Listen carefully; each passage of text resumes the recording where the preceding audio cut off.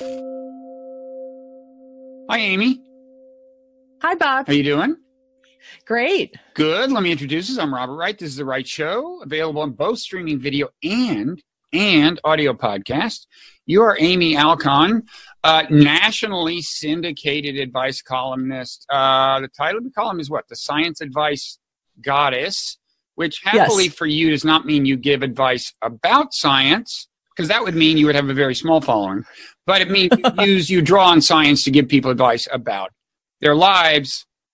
You also have written a book we're going to talk about. Now, I'm going to pronounce it the way I pronounce it. This is a family show. Let me give you my pronunciation of your book title. Here it is. Ckology, which is the spelling on the cover. You can hold it up if you want. It's UF asterisk CKOLOGY, Ckology, a field guide to living with guts and confidence. You previously wrote a book called Good Manners for Nice People Who Sometimes Say and before that, or maybe after that. Anyway, you also wrote a book called I See Rude People. Yes. Now, Amy, you are the advice columnist. I'm not. But I want to start with a piece of advice, okay? You ready? And if this works out for you big time, just remember where you got this idea. But I think you should arrange to become known as, and I'm not saying you should say this about yourself, but you should get other people to say it. I think you should arrange to become known as the female Jordan Peterson. Well, that would be really good for me financially. Do you see it makes a kind of sense? I mean, let me give you the logic here. So the person who first suggested I have you on was Michael Shermer, card-carrying member of the intellectual dark web, with which Jordan Peterson is associated, right? And for people who don't know, intellectual dark web, New York Times, some people kind of declared themselves that, and then the New York Times wrote a piece about them, and now they are that. The intellectual dark web. And the media hub of the intellectual dark web, Joe Rogan, you've been on his show, his podcast, right? Yes. And you're kind of, the vibe of the intellectual dark web, as I get it, among other things, there's kind of an anti-PC, critical of social justice warriors kind of vibe, right? Yeah, I would say so. And that all kind of, and plus there's like insisting to face the truth wherever it may lie, notably in the realm of gender differences, where you would say, hey, some differences between men and women are kind of, biologically based. Let's deal with it. That's Jordan Peterson too. That's you and then finally, though, this book, he wrote a self-help book that's kind of like, hey, quit being a wuss, buck up. And you wrote a self-help book that's kind of like that. There's kind of we can do a compare and contrast if you want. But Ckology could also be described as, hey, get your act together, take charge, quit losing, man. Right? So far, does this make sense to you, this public relations strategy? Well, yes, it does, because then I would really be doing much better financially. I would actually like that people would review my book and his and compare them. I actually call my book Science Help because it is interdisciplinary science. It's not just, I haven't read his again, but I understand it's stuff like Make Your Bed, and there's some Jungian stuff in that, and that's not mine. And what I do is I go into not only what you should do, but why you should do it and why you'll have a hard time doing it. I guess he probably goes into why, but why it'll be hard and how to stop yourself from all the ways you'll fail. And mine is cross science. So it's evolutionary psychology. And I hate the term gender differences. I say sex differences. Okay, you can say that. No, I know many people. I've lost track of which term will get me more trouble with who. Right. Right. I try to minimize the damage on a day-to-day basis. Right. But, and this is a whole, this is what E.O. Wilson calls consilience. It's a jumping together of different areas. And this is what professors have a hard time doing. Researchers have a hard time doing, which is to go outside their own area, because you don't get the points for your career by doing that, by publishing in the wrong journals. You can't really do stuff that's out of a narrow area. I call it narrowcasting. And that's why I didn't get a PhD and why I am an applied science person rather than a researcher. Yeah. Okay. In fact, you're president of something called the Applied Evolutionary Psychology Society or something? I'm now the just past president, but So I was president. It's lived on as an institution even after you were impeached or whatever happened? I love that. Before me and after me. Yeah, it's really important. It's getting public policy and other areas of our lives driven by evolutionary science instead of just what people wish would be the case or intuit would be the case that the science is, or having no science at all. So we have evidence driving public policy instead of just speculation or wishful thinking. Okay. Now, I would like to start by talking a little more about you, because in your book, you talk about yourself. You use yourself as kind of a case study in how you can start out, you use the term loser, feeling like a loser, not exactly overloaded with confidence. I think it's safe to say that your childhood and early adulthood, as you described them, was not an unbroken string of social triumphs. Is that fair to say? That is very fair to say. And in fact, I mean, let's start here. You say you were actually the cooties girl? Yeah, I was completely the cooties girl. No friends until I was 15. I would do anything to have a friend. And then when I got friends, that's how I was. Sorry, my dog's sort of trying to hear. We're going to sit her down here. What kind of dog is that? Oh, she's a Chinese crested here. Whoa, that's an like, intense looking dog. No, the way other dogs, are descended from wolves, I guess, maybe. I like to joke that she's descended from My Little Pony. So she's not quite a dog. Right. She's an aspiring dog. And so when you don't have friends and then you get your first few friends, which I did in my temple youth group, you cling to those friends like a shipwrecked rat on driftwood, which I did. And you end up being a suck up because you're so terrified of losing those people, losing their approval, and being in that state again. It is terribly lonely to be a kid without friends. I had books, and the fact that I'm sort of chicken was probably, those were the two things that kept me from being a kiddie. Suicide, because it is really a horrible thing to grow up without anybody who likes you, without anybody to play with. Yeah. All those things, the normal stuff of a child's life, and the way you also get socialized. So I didn't get socialized because I didn't have any social interaction other than kids kicking me around. And actually, literally, a gang of girls beat me up in junior high school. They threw chairs at me, chased me down the halls. It was horrible. Junior high is ugly. Junior high is maybe the ugliest face. Although the cooties face is weird too. So I want to pause on cooties because the subject actually came up. I just did one of these with Sally Cohn, the CNN personage who wrote a book called The Opposite of Hate, and the subject came up. The subject of cooties came up, and I don't know if it's still a thing for the current upcoming generation, but in my day, and this peaked around fifth grade. I remember in fifth grade, the girl with cooties was Luann, and the weird thing, and you would like somebody would touch you and go, "Ooh, you've got Luann's cooties," like she had a transmittable disease. And the weird thing is that there was in high school, I remember there was a girl everybody made fun of, but in high school, you don't do it in front of her face. It's a weird thing about the age of 10 or 11 that public ridicule of a person in front of them is like a thing, right? And you humiliate. It's really sick and weird. Were you actually, did people go around saying you've got Amy's cooties, or is that just a metaphor you're using? No, that's something people say in general, but no, kids were horrible to me. They were horrible. Usually, I think it was more of an exclusionary thing. I don't really recall too much name calling, but my family was Jewish in a neighborhood where there weren't really any Jews. And where was this? What part of the country? Farmington Hills. It's the Detroit suburbs. Now it's very mixed. And but when we moved there, it was brand new. We had moved out of the city of Detroit. I was, I think, 4 when we moved, and people would egg our house and toilet paper our trees. Really? They wrote dirty Jews on our garage door and shaving cream. So that was very painful. And I was a weird kid and a smart kid. I probably wouldn't have fit in a more accepting neighborhood, but this made it even harder. There was sort of a predetermined idea that I wasn't to be liked or hung around with. I mean, I just didn't have any playmates as a kid.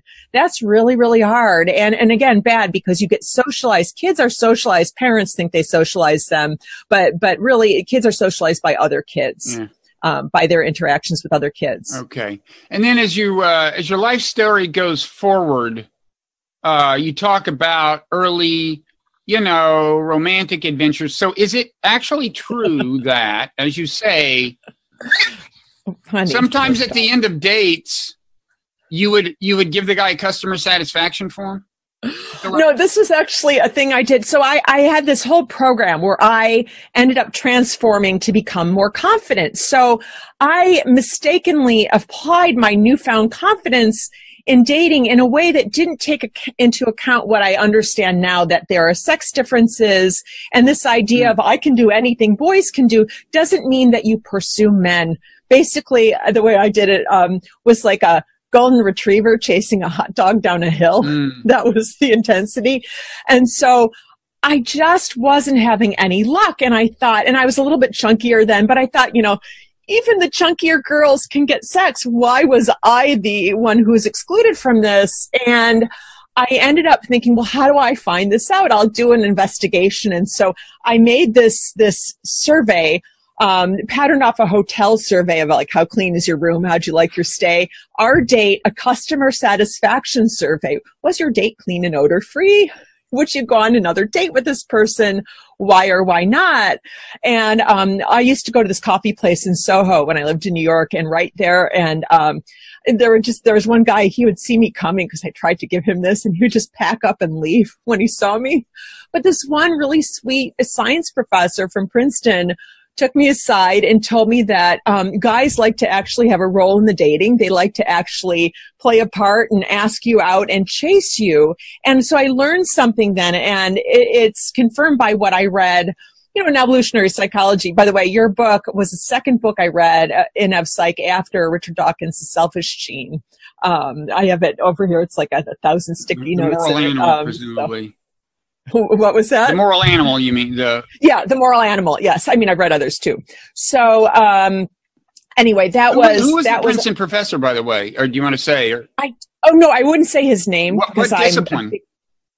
He was in physical science. Okay. I can't remember, but he was so nice. And I don't know what he was doing in New York City. Maybe he was on a sabbatical or something, but he was adorable and nice. And it was very kind of him to take me aside and tell me that, because I really needed to know it.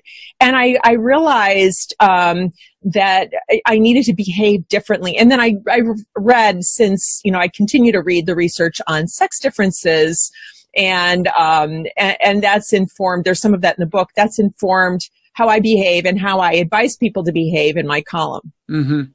Okay. So let's then get into your self-help philosophy.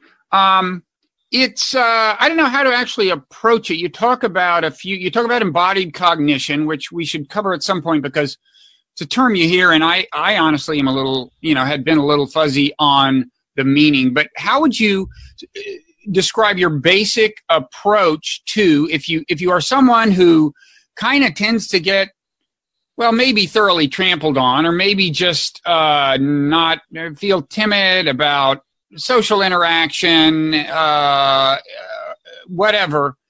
What's your basic approach to self-help?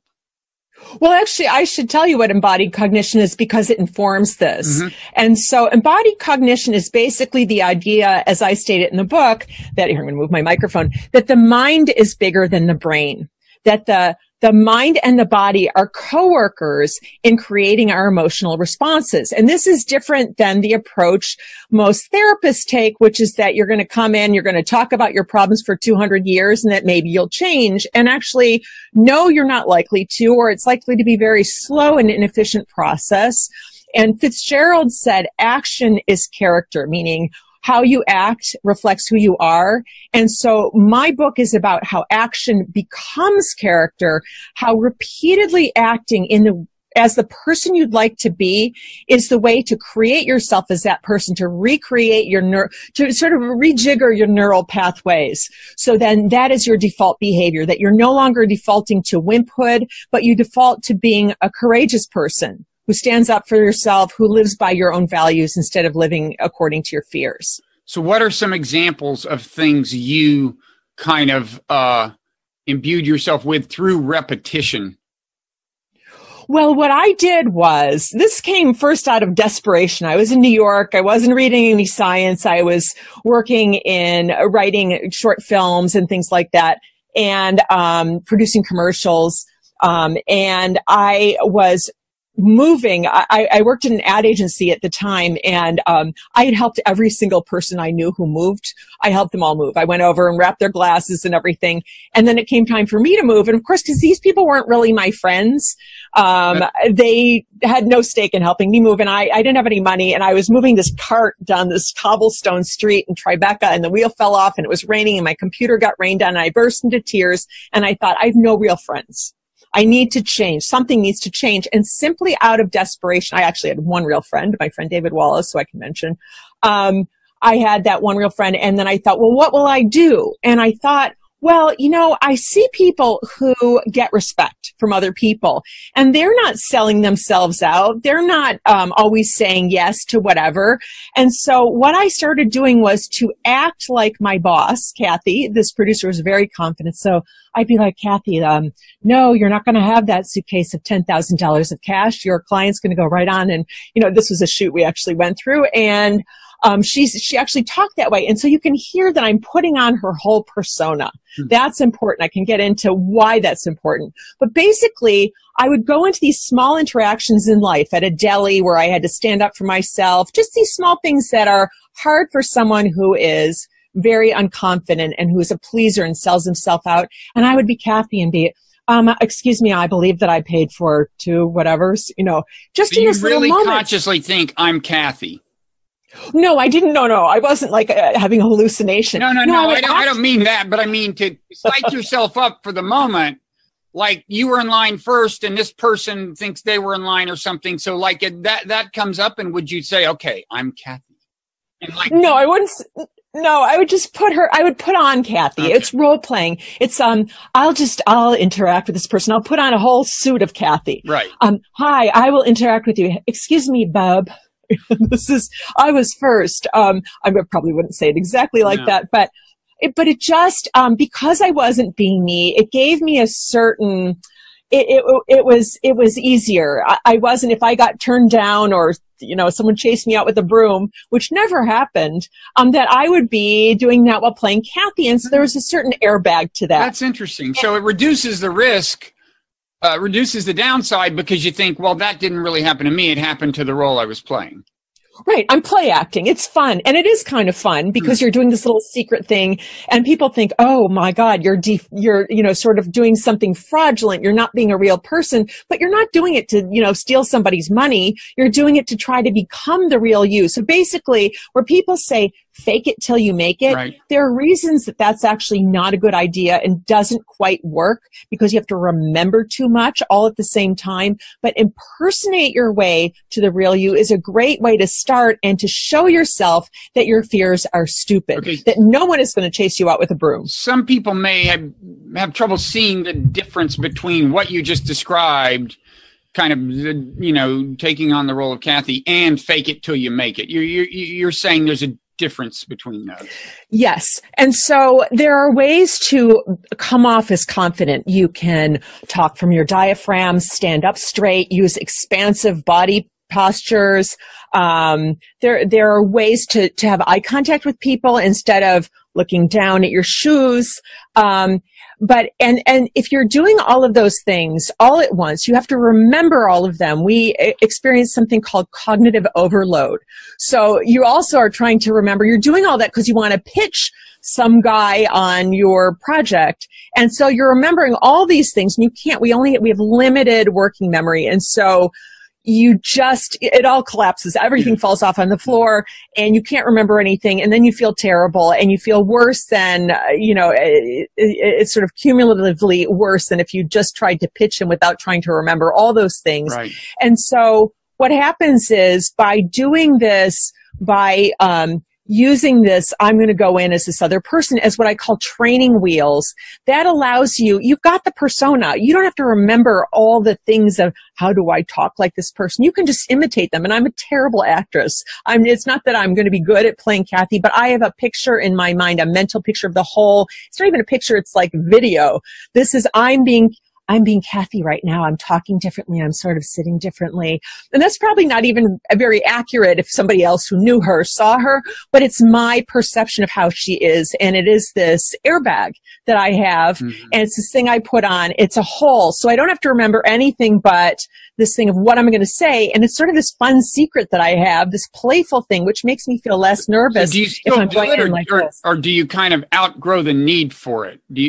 Oh, no, I outgrew the need for it. I didn't actually have to do it that many times. What happened was I was able to see, it's called exposure therapy. This is what I explain in the book is a sort of do-it-yourself exposure therapy. And exposure means exposing yourself to your fears so you can basically see that they don't make any sense, that they're stupid, that there's something horrible and terrible isn't going to happen to me if I go over and I say something to that person, pitch them on something or ask them if I could sit down. They might reject me, but it's not, a claw isn't going to come out from under the floorboards and drag me under and, feed me to the raptor. So it's a sort of uncomfortable thing for a moment, but we live in this transient and, this big transient society, and chances are this person that you've pitched, if they're not, in your small village of 4 people, you're never going to see them again if it's a stranger you're pitching, or it's just not that consequential compared to what our emotions tell us, because we have, as you know, mismatched emotions for the times in which we live. We're living as if we're living in these small bands, in our ancestral times, but we're in modern times. And so all of that doesn't always make sense. Our psychology we're driving us doesn't always make sense. Right. So, we're often like public speaking, like talking to 100 people you've never met wouldn't have happened to our hunter-gatherer ancestors. So we wouldn't necessarily have the equipment for dealing with it. And the equipment we do have that does give us social anxiety by design. Anxiety makes sense sometimes, but that can kind of go haywire when you're in this weird situation.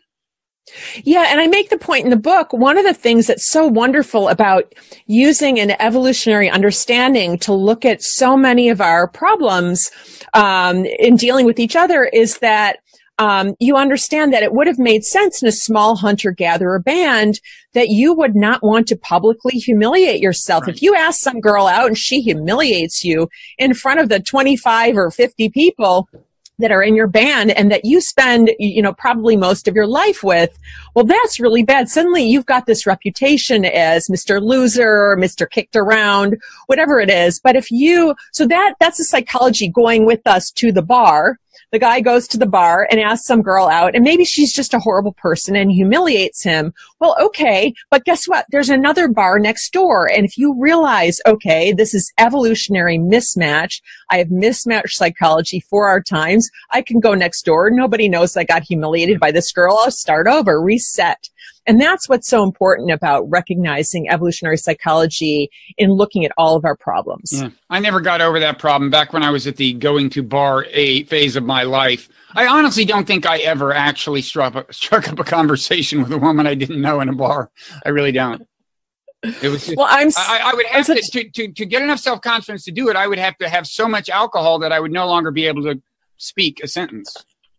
So, but enough about me. So, has this worked for this impersonation business is interesting. Can you just use a person from like cinema? Like, could I just say, okay, I'm Tom Cruise in Mission Impossible, or does it have to be somebody like, it could be a movie. No, you could pick a movie star. George Clooney, he's Mr. Smooth, and he's a very affable, likable guy. Someone like that who just is, the French have a term for it, va bien dans sa peau, to go comfortably, go well in your skin, to be comfortable in your skin. The Italians have one. What's it called? It's sprezzatura or something. It's like a very easy, graceful way of always doing the right thing or something. Maybe I'm wrong. That could be wrong. Never mind. It sounds like cheese, but I like how it sounds. Maybe I'm wrong and it's actually a cheese. It's one of those two things. It's either what I said or it's an excellent cheese. either way, it's worth having, and that's why I brought it. Yeah. So, yeah. So now some of this sounds a little like, well, no, it doesn't sound like cognitive behavioral therapy, but it sounds like you would be sympathetic to cognitive behavioral therapy, because one thing that does is like interrogate our fears and get you to examine whether they're rational. Right. Well, actually, Albert Ellis was the one, he was the founder, co-founder with Aaron Beck of cognitive behavioral therapy. And he was the one who advised me not to get a PhD. And his work is in the book. It's cognitive reappraisal, to reappraise your fears. So you shrink them down, and you also see that they're just not rational. And so that's an important thing, an important part. What I do is I take all of the stuff that's like the therapist, here's the stuff that you have to pay for in the therapist's office.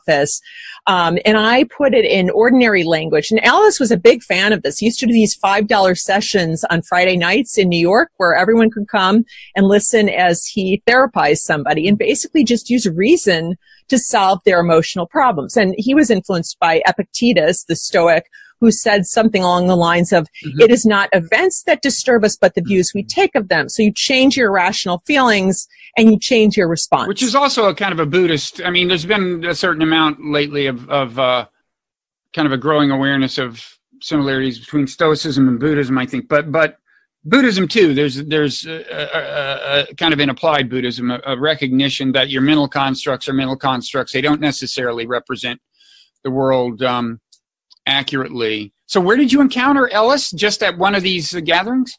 No, he was a fan of my column. I can't remember how we got in touch. I wrote a column. My first column was in the New York Daily News, and I was just, I was starting to go to scientific conferences and read journal articles, and I was basically using reason to solve people's problems. And I think he saw, he just appreciated that. And so we got in touch and we became friends, and he became something of a mentor. It was very important that he told me I was feeling all, I lack credentials. And he said, no, not to get a PhD. And he was right. I really, even though I sometimes suffer from that, people, the worst people are journalists. Professors respect me because they see my work.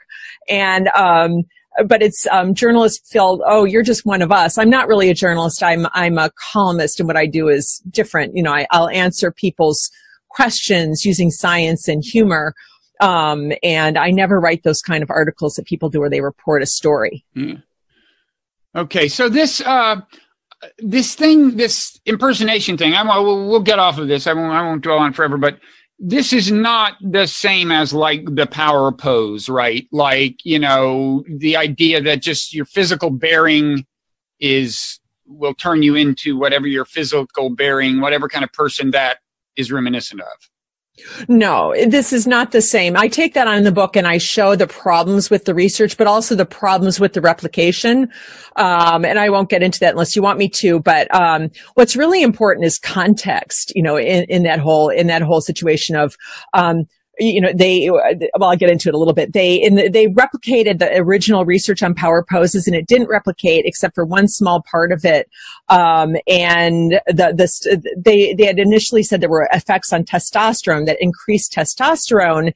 And then the replication said, no, we didn't find that. And they used a much bigger sample size, more adequate sample size. But what they did, this is what happens with a lot of these replications. They didn't do a very accurate replication. So the first study, they posed people. They had an experimenter posing people, interacting with them. In the second study, they did the replication. They had a computer do it. Well, you're not confident in a vacuum. You're confident in response to somebody else. Mm-hmm. And so that was a flaw in that. But the point I make about all of this, yes, standing up straight, these are things that actually help you in terms of how you come off to other people rather than shrugging and curling up like in a fetal position as you stand, those kind of things. But you can't remember all of that stuff and be an adequate speaker for whatever you're trying to say. If you're just trying to stand totally still and look confident, okay, maybe you can do that, but nobody's living that way. And so that's why I use the impersonate your way to becoming the real you, because you use that impersonation to see that your fears are stupid, that nobody's going to react to you in some horrible way. And then you start doing this as you. You start going out there as you and behaving as the confident you. And this requires not allowing your fears to be the boss of you. to just because you have a fear, you don't listen to it and say, okay, no problem. Okay. I'll do whatever you say, but you challenge that. Now, how do you deal? So that helps with, if there are situations you fear like creating the situation, like confronting the person or asserting your right.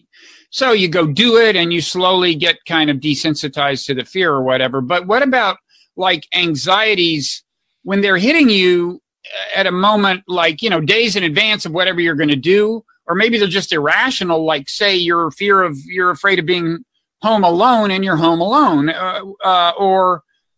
You're not all, what my point is, well, actually scratch that last example. My point is sometimes anxieties hit you when they're not in context. You're afraid of something, right, the situation that you can't like create at the moment and kind of walk your way through. It's just keeping you up at night or something, right?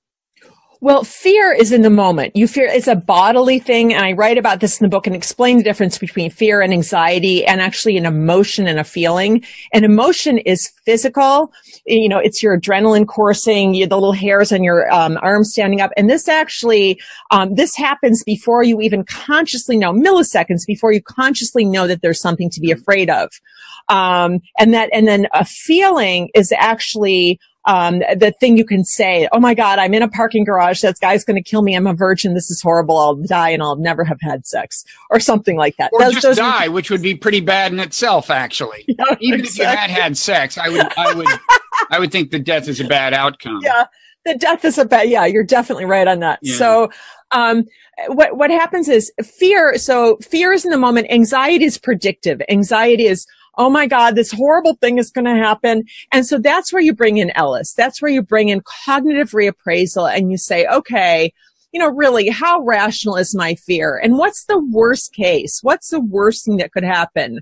If I am in this situation, and you look at that and you can talk yourself down from your fear. And also, what's really important, the reason this exposure therapy of going out there and exposing yourself to things you're afraid of over and over again is that you learn in a much more efficient and powerful way than if you're just thinking it. Mm-hmm. Doing, that's embodied cognition, that doing and it is the fastest, most efficient way to change your emotional makeup, repeatedly doing things that you're afraid of. Okay.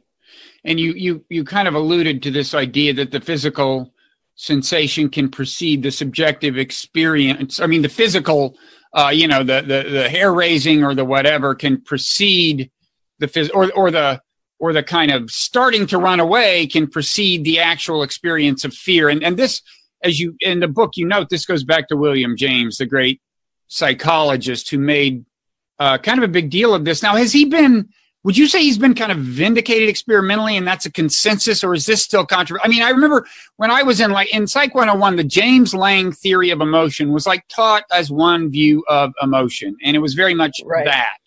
And a kind of corollary of that was that, well, maybe then you can become happy by smiling, right? But those are two separate kind of propositions. One is descriptive and then one is prescriptive. Is it your sense that the William James view kind of has carried the day?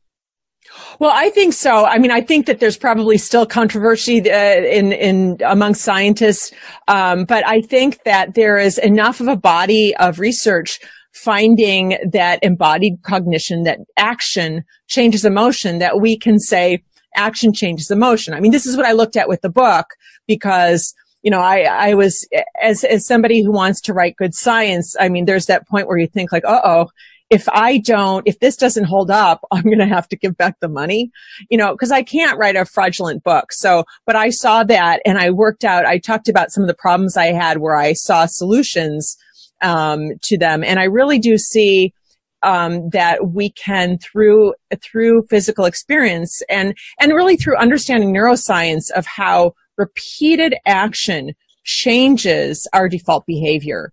So it's not just embodied cognition research, it's neuroscience research, it's research in various areas where we see this. And it's a very strong body of findings. Mm-hmm. Yeah, and as for the descriptive proposition that the physical reaction sometimes precedes the subjective experience, I've noticed sometimes if you really pay attention and a bottle starts to fall and you reach for it, and after you catch it, you feel the fear that you won't catch it, right? You feel the fear that the emergency generated, and which is odd, but does seem to be the case subjectively, at least. Well, I think that, you're engaged in the action, and so you're not feeling much. You're just trying to catch the bottle. I mean, that could be it. That's a good point. Maybe you're distracted. The feeling was there, and you only pay attention to it. That's a good theory afterwards. But see, you're also, you can have the cognitive experience afterward when you stop engaging in the act of catching. Mm-hmm. Then you can have this, oh my God, God, I was so scared. I was going to drop that on the floor, and that was my grandma's 300-year-old bottle, and my mom would kill me, So you have those thoughts that race past once you stop physically acting. Mm-hmm. Okay, so what about some other things? We've talked about fear a little. There is, you spend a certain amount of time on shame. Is shame, how do you feel about shame?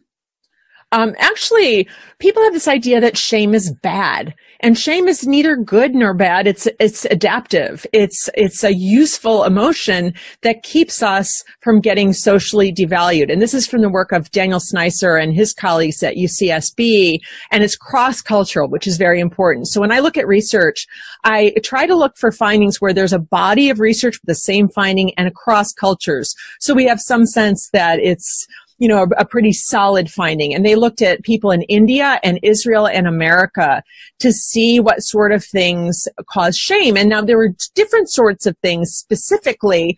Like if you eat in India, you're not supposed to pass food with this hand because it's the poo hand, and we don't have that here. That's the left hand, just in case I'm ever there. Don't pass food with the left hand. But here we think poo is icky. So if you have poo on your pants, you're gonna be shamed by some people in your life, or who see you. Poo is icky there too, right?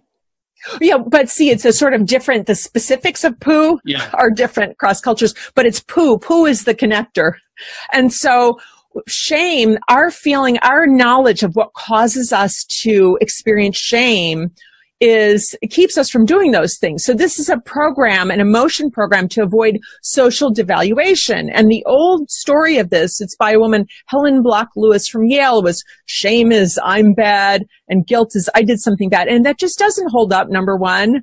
And also it fails the evolutionary why test. Why would this be functional in an evolutionary environment? It wouldn't. Whereas the idea that you have this program that helps you avoid being devalued by people who are important to you, that's a really important thing and very adaptive. Yeah, I mean, it has its downside because it makes you kind of a hostage to group sentiment, and sometimes the group sentiment is not all that laudable, right?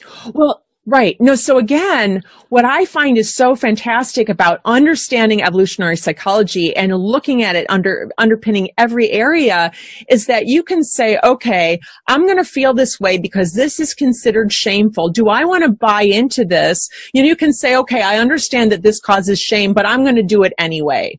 And that's a really important thing. So we can override our, these feelings that we have. But it's hard. I mean, oh, sure. You notice this now on, with social media being so polarized and tribalized. Like, I'm not a fan of Trump, and I am on the left by and large, but I don't buy into all of the anti-Trump tribal rhetoric. But it's like, going against it is not trivially easy. And the funny thing is, like, whenever in a situation like that, you think, okay, I'm right. I've got my view. I'm going to express my view. And then the hordes descend on you. It's actually hard to maintain your prior view that, look, you're right. You did the right. I mean, the actual, all of the disapproval inclines you to go, oh, well, maybe I screwed up. Maybe I feel like a jerk. Right. I mean, we shouldn't make it sound too easy to defy the group, right? Well, I think it's good, the maybe I screwed up thing, to be reflective in that way, I think is really important. And I try to be humble about my views and to consider other people's views. Mm-hmm. I hire somebody to criticize my writing and tell me it sucks so then I can improve it. So I'm used to that. But it really does feel horrible to have a horde of people descend upon you.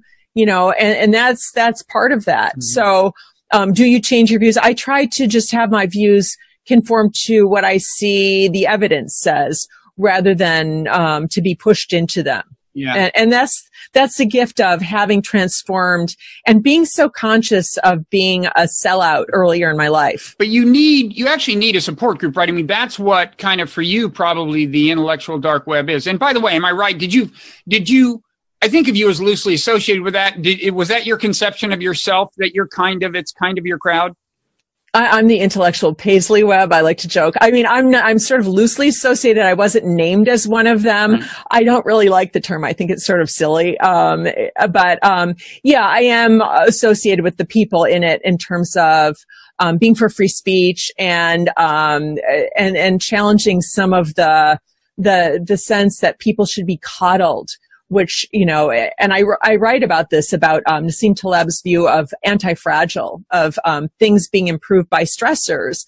And I seek out stressors in my own life, like going up the stairs in an airport instead of the escalator, because I'm sitting at a desk all day writing, and so I need to move as much as possible. And then you do psychological stressors. You do this stuff, challenge your fears also.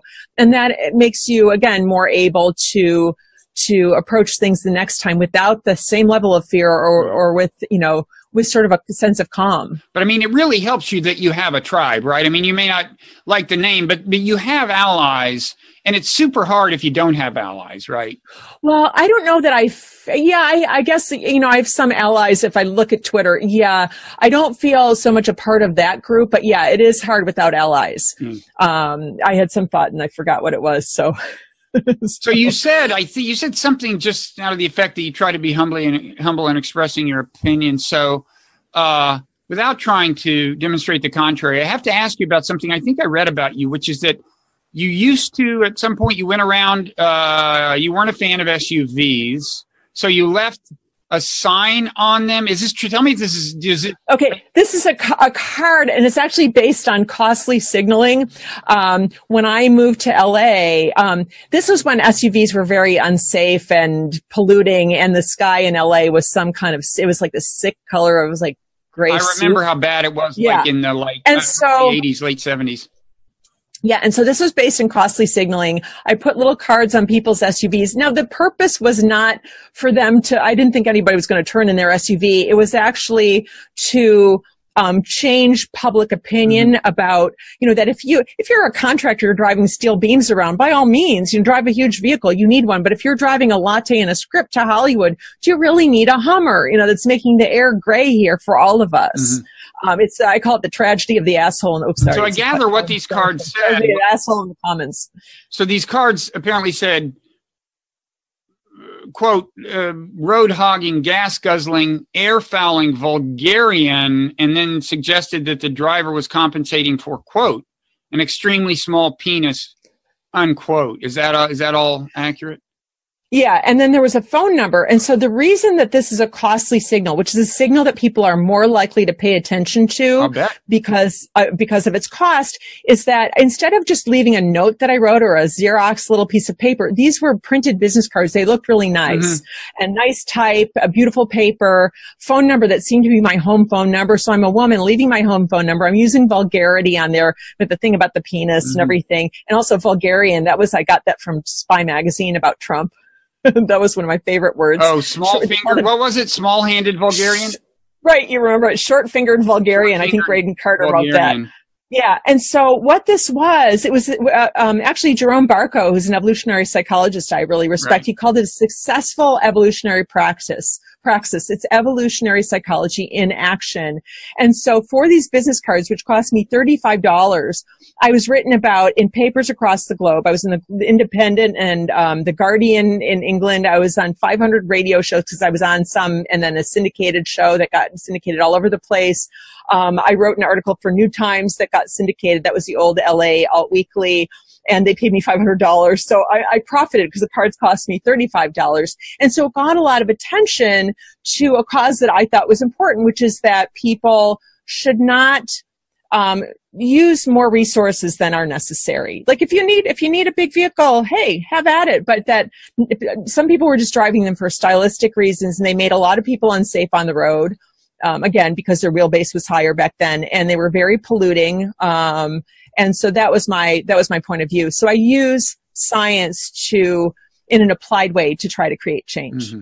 So we started out, we were talking about shame a few minutes ago, and we wound up talking about SUVs. Have you said everything, all the basic things you say about shame in terms of exactly how people should go about I mean, first of all, you're saying like respect it. If you feel it, well, maybe it means you ran afoul of group opinion in a way that it's not in your interest to run afoul of it. That's the one side. But then there are times when you do want us to defy it. Well, you have to decide whether or not you have the social capital to be a nonconformist. Yeah. To be the pink crow on the wire. And I, for example, wear evening gown skirts as day wear every day to the drugstore. I mean, everywhere. And so I just chose to do that. Not everybody's comfortable with that, but I can do that, and it you're doesn't. Always in an evening gown. Like if you're going to buy donuts at 1 a.m. at a 7-Eleven, you're definitely going to be putting on the evening gown.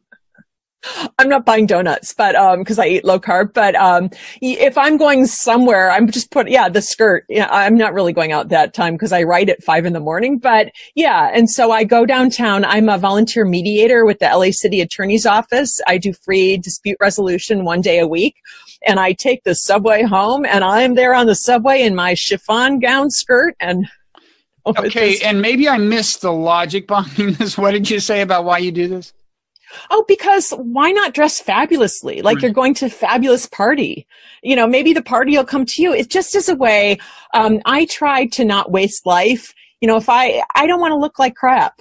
You know, a lot of people in LA, they go around looking like they're ready to clean up the garage at any time. I don't want to dress like that. So you basically actually can get these evening gown skirts more cheaply than these sort of like, you know, the cool sweatpants with the holes in them that you buy. So you get them from eBay and they come in a little bag. All my clothes come in a little bag over the fence. One thing about having enough social capital to defy the group is that, oddly, if you start off with a little social capital, you can sometimes get more of it by defying the group. In other words, to some extent, defiance can earn you credibility. It's a dangerous game because it can also earn you universal scorn and be the end of your career in life. But sometimes it's like, wow, if he's got enough confidence to do that, I guess I should do whatever he says, you know? Right. Confidence reads as competence. There's research on that, and it's very, very interesting. So, you know, you can do exactly what you're saying, you know, to suggest that you've got it going on by being somebody's defiant. But again, you have to really be careful about it because you can tank your career, tank your relationships, do all sorts of damage. Mm-hmm. It's a never-ending dilemma. So, what about this authenticity issue? I think among the cliches that you take issue with is like, you got to be your authentic self. Yeah, I say be inauthentic, to choose who you are rather than being, you know, what if your authentic self is like a liquor store robber or a baby seal clubber? Don't be that person. Figure out what your values are and then be authentic to your values. So that's what I mean. Be authentic to the person you choose to be rather than the person that you are right now who maybe you don't really want to be anymore. Right. I mean, of course, to some extent, I think most people's conception of their authentic self is a fabrication to begin with. You know what I mean? I mean, most people, they kind of decide this is the real me. And that may change, you know, but I take your point that you shouldn't declare that whatever you happen to be is the greatest thing you could be. Is that kind of your point? Well, it's the greatest thing you could be. Well, it's really that you live, according to who you decide to be. And I just wanted to backtrack a little bit.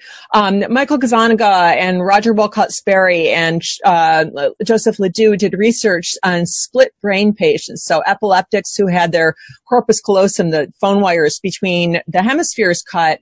And they showed really that there is no singular self. There is no authentic you. We are a mass of contradictions, and which self comes forward really depends. What kind of situation are you in? Are you in a situation that where fear is taking the forefront, or are you in a mating situation? You know, we're not confident. There's domain specific confidence. We're not confident just globally. Someone might be very confident in their career and then socially not so confident. Right. So it really, this shifting self, we're a shifting mass of cognitive biases. And I love, Gazzaniga says, that he estimates that 98% of our mental processes are unconscious, including a good bit of our decision making. And so, we are making decisions, but just not, as rationally as we think we are. I mean, what they did ingeniously, they took these people who had the two hemispheres of their brain surgically separated, and then they managed to find a way that they could feed information into one hemisphere without it entering the other hemisphere. They had to control like which part of the visual field could even see the information and so on. But they found that, like, for a right-handed person we're talking about in this case, the left hemisphere is kind of involved in constructing stories about why you do what you do, which may not be the truth. I mean, so they would, the classic thing is they told the right hemisphere to get up and walk, and then they say, "What are you doing?" The left hemisphere comes up with some story. "I'm going to get a soda," whatever. And and you're right. I mean, Gazzaniga then he thinks, as you suggested, not only that a lot of what's going on is unconscious, but that it does happen in these little, somewhat separate modules that have special things are in charge of. It's like mating, attracting a mate, elevating your stature in a certain, kind of situation, all kinds of things. And so that informs your whole approach. Well, it's part of it. Again, I'm transdisciplinary, so I look at neuroscience and different areas. The module stuff is actually from Lida Cosmides and John Tooby, right? They're his colleagues is a believer, kind of, I think. Yeah. I think so. I can't quite recall, but you described that very well. They did, the studies are hilarious where they had somebody look at this snow-covered cabin, and one hemisphere, Gazzaniga calls it the interpreter, the side of your brain that actually that does the figuring out of what things are, but it does it post hoc, so it sees this shed, this house, and the other part of the brain didn't see that, so it makes up a story because it doesn't know the whole story, and then it believes the story. Your brain will believe what it tells itself. And so this is a useful technique where you can tell yourself stories. I suggest this in the book. So I use this in an applied way where it's like, if somebody doesn't return your call, you can tell yourself, okay, they didn't return my call because they're in a coma for 3 days, which actually somebody was that I wrote about in the book. But that may not be true. And you may even think, oh, come on, that's ridiculous. But, if there's some if there's some like 1% of plausibility of that, then you believe it and you go with the story. So that's very helpful. So you aren't so you go with the least personally damaging explanation. I've got one of those right now. There's a guy who hasn't emailed me forever. He's like, I won't get into this, but it's like getting a little annoying because he's an editor. That's horrible. Yeah. Okay. It's a long, we supposedly have a long relationship. I'm not going to name names, but if he's listening. Yeah, he should call you. And actually, here, I have a secret. So if you're calling people on the op-ed page, the New York Times, call them from a blocked number. Then they think it's George Clooney and they pick up. From a blocked number. Excellent idea. That may work with other editors also, depending on the level of like the likelihood that a celebrity would call them. Yeah. Okay. I'll do that. I hope it works. So tell me, how are things going? First of all, what's it like to be on the Joe Rogan show? That's like I would say this is like the first kind of just solely internet-based show I'm aware of, where I would think that if you go on it, you might actually run into people on the street who go, "Oh, I saw you on Joe Rogan," or something, right? I mean, it seems to be a pretty big deal. Did it have that kind of vibe for you? Yeah, people tell me they saw me on Joe Rogan, and actually, it was just wonderful. It was kind of like he just shoots these questions to you about like anything. It's like an amusement park for your head, and so it's fun. The unexpected nature of what could come at you at any moment. Yeah. And he has so much energy. It's like, I don't know where all of these people with energy get the energy. Do you have advice on that? Well, I eat a low carb, high fat diet. So that seems you're right about that. The carbs are just killers. I mean, terrible. I just have to sleep all afternoon if I have you know what my lunch is? Not that you asked. Oh no, tell me your lunch. I love this. A can of sardines, period. sometimes with a few nuts as dessert. Oh, that's good. Very low carb. Yeah, right. Well, I would eat more fat than that. So I eat bacon and liver and eggs and butter and stuff like that all day. Sardines and nuts both have a certain kind of an amount of fat, I think. Well, nuts have carbs. I eat only 2 a day. Oh, I guess they do. They don't. It's nothing like eating like bread or something in terms of its actual effect on you. Right. And I just eat, I eat 2 Brazil nuts for the selenium.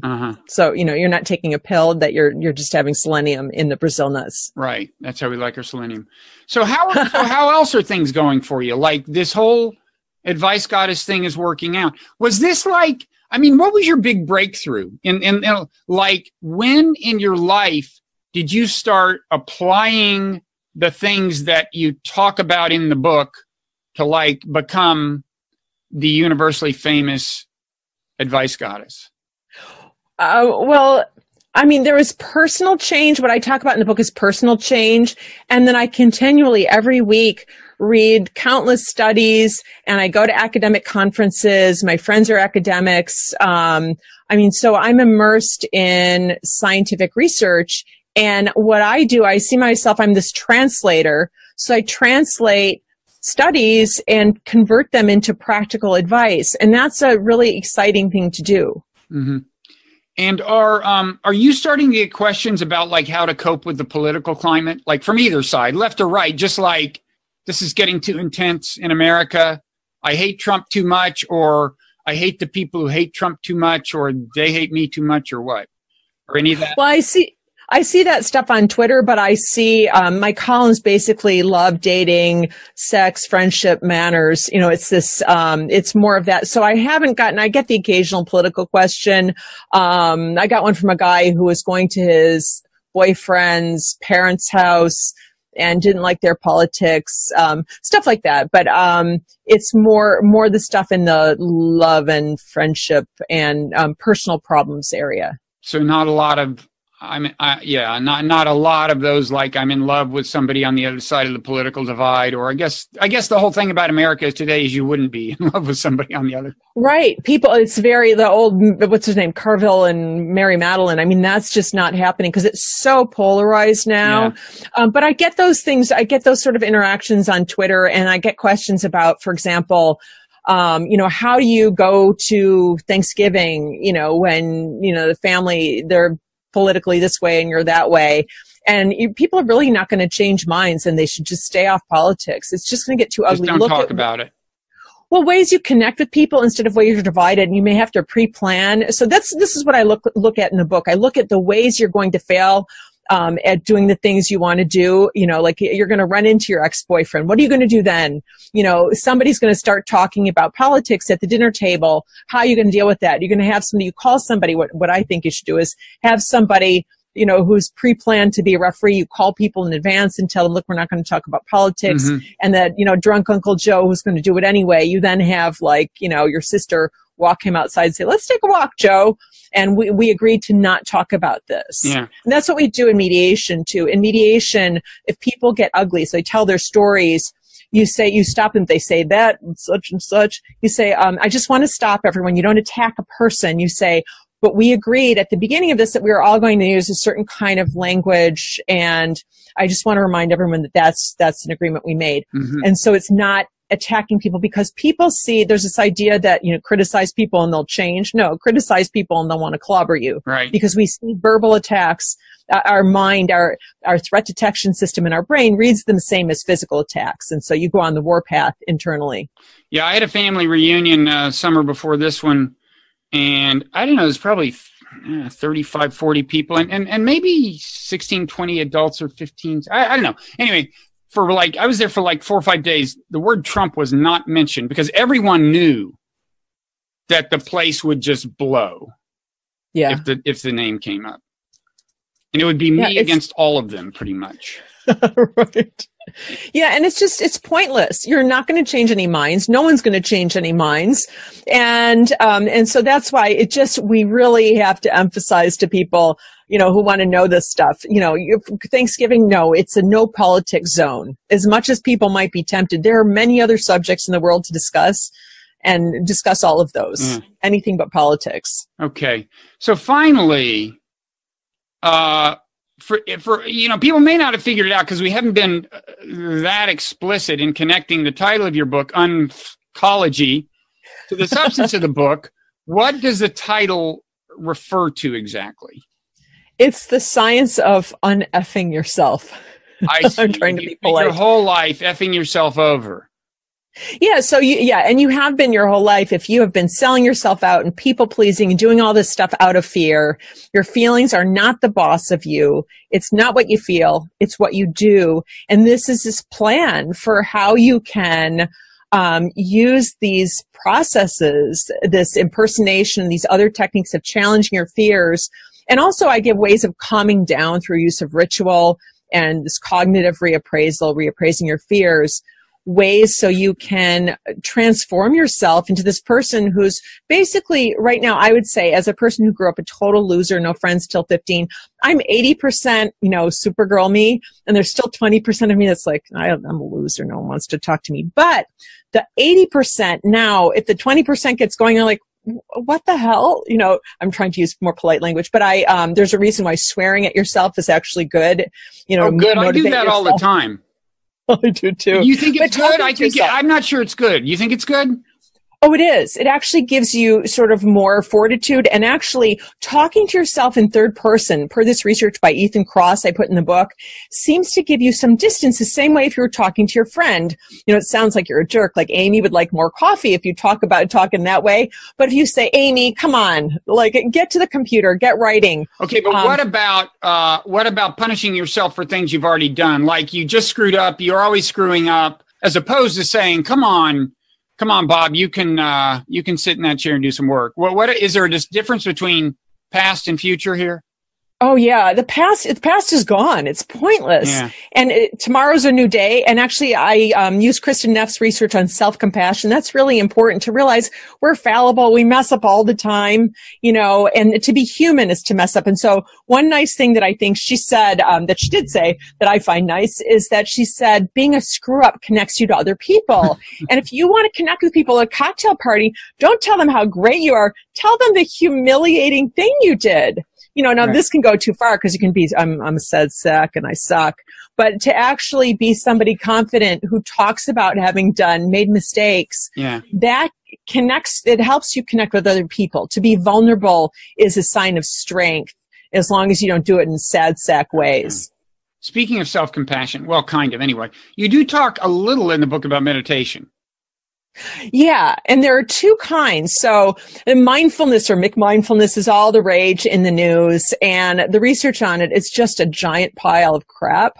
But there's enough that suggests, that it has some effects. But really, what I see it's good for is that it helps you become able to deal with discomfort. And the way that mindfulness meditation works, you just sort of scan your body and you feel the sensations. And people think, oh, I can't meditate because my mind wanders. Mm-hmm. And the thing is, I make this point, this is just what minds do. If your mind wanders, my mind's wandering, notice that. Bring your mind back, back to my knee.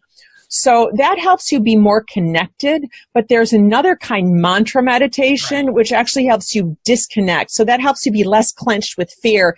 And it's worked on vets with PTSD. And so that involves just saying a word, like I say one because I'm not religious, so 111 in your head slowly. And then I breathe as I do it. I breathe in and say that, and then I hold my breath for a few seconds and breathe out. I just use this to fall asleep. Mm-hmm. And I say 111 as I breathe out. It really helps you just disconnect from all the rattling thoughts in your head. But people with PTSD, they have them do this at various times throughout the day. So that the notion is that kicks in, that the response, the relaxation response from that kicks in when they're in some moment of fear or upset. Right. And so, but I just don't use it that much. Yeah. I wrote a book about mindfulness meditation, more about the Buddhist philosophy underlying it. But I'm proud to say I did not cite a single study purporting to show that it would have some great benefit, because I knew that you're right. These studies are all over the place. A lot of them are done by people who are sympathetic to it. And when it gets around to trying to replicate them, who knows how it's going to wash out. You're right. There seem to be some benefits, but that's almost not my main interest in it. This also gives me a chance to plug my newsletter, Mindful Resistance, at mindfulresistance.net, which is about pursuing your political agenda mindfully in this polarized world. But I digress. The final thing we plug should be your book, Ckology, A Field Guide to Living with Guts and Confidence. There it is. Backwards. And people can see I'm pronouncing it correctly. And then also there's your column, which is now it is syndicated to a number of like news outlets or something, but it's also available on the web. Yeah, it's in alt weeklies, and so I like people to read it in a paper. It's called either The Advice Goddess, that's the old name, or The Science Advice Goddess, and it's applied science, so it's advice where I use science to answer people's questions. So if it's in the alt weeklies, isn't that a mostly left-wing audience, or am I wrong? Yeah, I would say they're mostly left-wing, but my column's neither left nor right at science, so it's just, so like I'm a lot of blowback when you assert sex differences, as you would put it. Well, I sometimes get these angry people writing to me, but people are mostly used to my column. And I really try to write like a lawyer, where I figure out what will be the objections to this. And then I try to fill in the holes beforehand to explain things in a way where it makes things pretty ironclad in terms of, well, why would you say such a thing? Mm-hmm. You know, that I make it very well supported. So it takes me a long time to write this, mm-hmm. and I have someone edit me and, give me a hard time. So it's really clear when it goes out. That's my goal, is to make science, to translate and make it really clear, and then to turn it into practical advice. Okay. And where can people find you on Twitter? Is it just your name? Yeah, Amy, Alkon. So Alkon, which is a weird name, but all one word, Amy Alkon. Not that weird. And my Twitter handle is Robert Writer. Isn't that clever? I love that. I'm so proud of that. Who would have thought? Who would have thought of such an ingenious play on words? So thank you, Amy. This was a lot of fun. Continued success being the one and only science advice goddess, and the author of Ckology. Thank you very much. Okay. Bye-bye.